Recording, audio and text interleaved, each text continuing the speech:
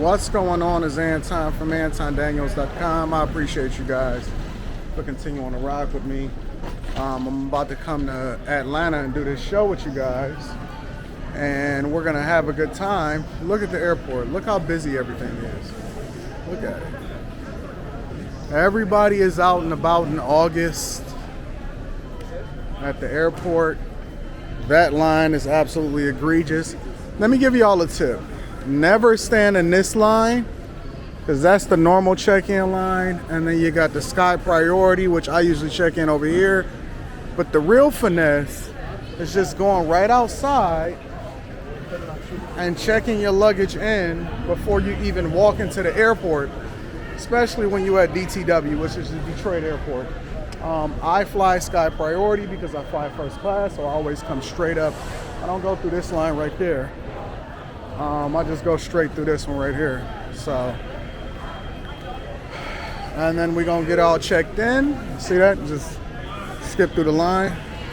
Hey, how you doing? Hi. Put your ID right in there. Absolutely.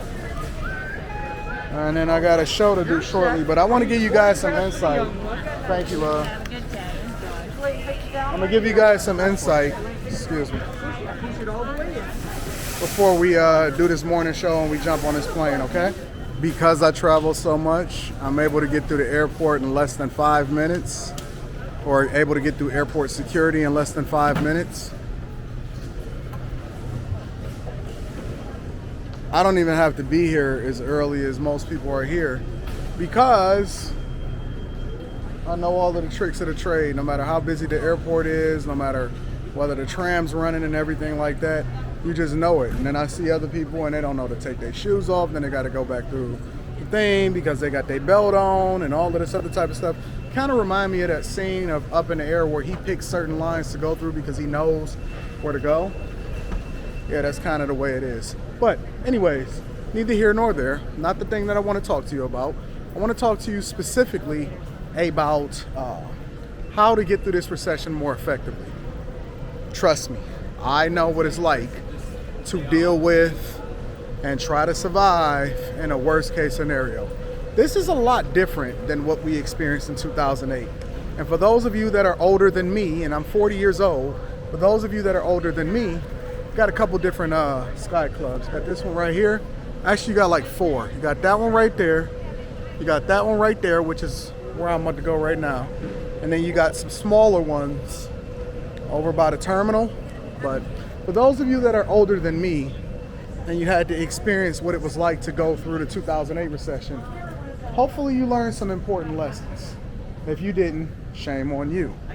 But if you did, then you're going to be able to identify with what I'm talking about, even if you don't truly understand what you're about to face. And I'm going to break it down for you. I got my wife coming in. Okay. Her name is Sharita Daniels. Serena Daniels, gotcha. She probably will be here within less than 20 minutes. She had to go in. You're all set. All right, thank you, love. For those of you that do understand, you'll probably resonate a little bit more. One of the things that they teach you in society is they teach you to make sure you have an emergency savings of at least 6 months. Well, in 2008, a lot of people were out of work for a lot longer than 6 months, and their unemployment run out, and unemployment don't really be able to help you to pay the mortgage and things like that. So they were AOL. A lot of people lost their homes. They had to withdraw from their 401ks in order to survive, in which they took a lot of penalties. They never really recovered. The market recovered, but it was a lot of people that benefited on the backs of those that lost everything that they had. I'm in a Delta Sky Club. I got to find a place to live stream, set up. We got a little bit of time. It's already planned. But they never really recovered. 6 months, a year, 18 months of emergency savings. It's a lot of work. And even when you run out, it's a lot of work to try to replenish it. You know what I'm saying? And so there's better alternatives, simple alternatives, but much better alternatives. One of the alternatives is making sure you have multiple streams of income. Oh, that's easy to say, Anton. But first, it's going to require you not to be lazy. Is this supposed to be the quiet area over here? It's going to require you not to be lazy. Having multiple streams of income can come in a lot of different forms. It can come in the form of having a job multiple jobs, right? And the key, even if you have a second job or you have a second income or a hustle, is you can't live off of both. When you get this extra income, you don't use it in the same way that everybody else would. You live off of one, you stack the other, you want to use the other to invest, but more importantly, it sets the foundation for how it is that you live your life, right?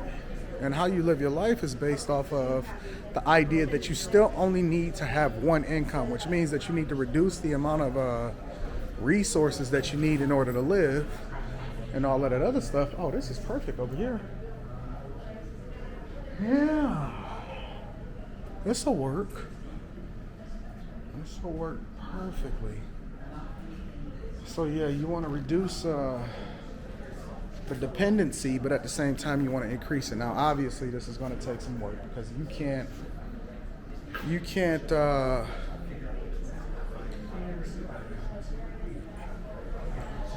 be lazy, okay? You can't be sitting around just thumbing your thumbs and all of that type of stuff. See, all of this stuff sound cute.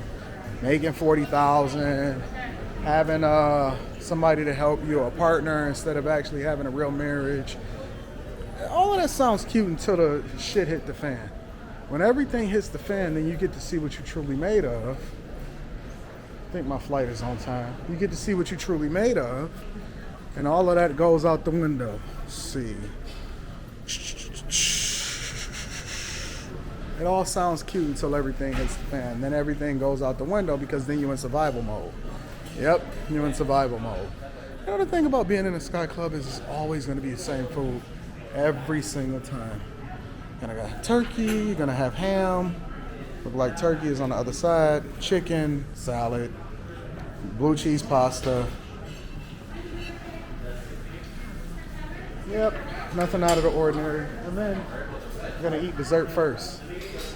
But the second thing is multiple streams of income don't have to necessarily just come with working multiple jobs. Obviously, you got real estate, you got different businesses and things like that. And the thing about me is that even in corporate, I don't use any corporate money. I don't use any business money. I don't use the money that I pay myself with is from one thing. The money that I use to be able to do everything that I take care of, and even my personal expenses. My business expenses may be a little bit more extensive, but my personal expenses is pretty much nil, is next to nothing. And so I'm very careful about, I've learned my lesson. When I went through 2008, I never had to actually tap into my reserves because I wouldn't pull anything out and I wouldn't let that. I mean, I was just willing to go broke, give up all my cars or whatever, but I wasn't going to pull out from my retirement or the money that I had stacked up or in saved because I knew that that was the thing that was going to get me rich. So as long as I was able to endure through what it was that I was going through, which it was a lot longer than I anticipated, and then I just used that time to get back to basics and grind. I don't need all of this stuff. It's not important. It's not necessary for me to survive. And so as a result, you know, all of the stuff is cool, but it's all business. And my personal expenses is actually around or a little bit less than $1,000 a month.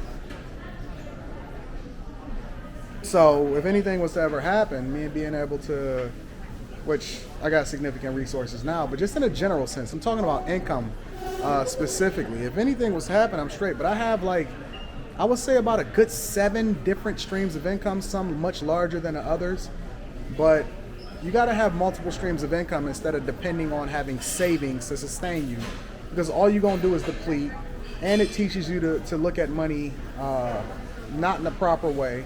And then in addition to that, it doesn't put you in a position of power because then you have to start pulling from the things that you got put up and that you would normally use to invest to survive. And you don't want to do that. So long story short, all I'm telling you guys is that you need to be a lot more intentional and stop focusing on just saving, and then you're not even beating the rate of inflation, right? Focus on generating a lot of revenue by having multiple streams of income, making sure that you, even if you have to, and again, this is not for lazy people, so you may have to work another job. You may have to after you get off of work on your business. You might have to, do the additional things that's going to generate the most revenue, but ultimately that's going to be the thing that carries you to success.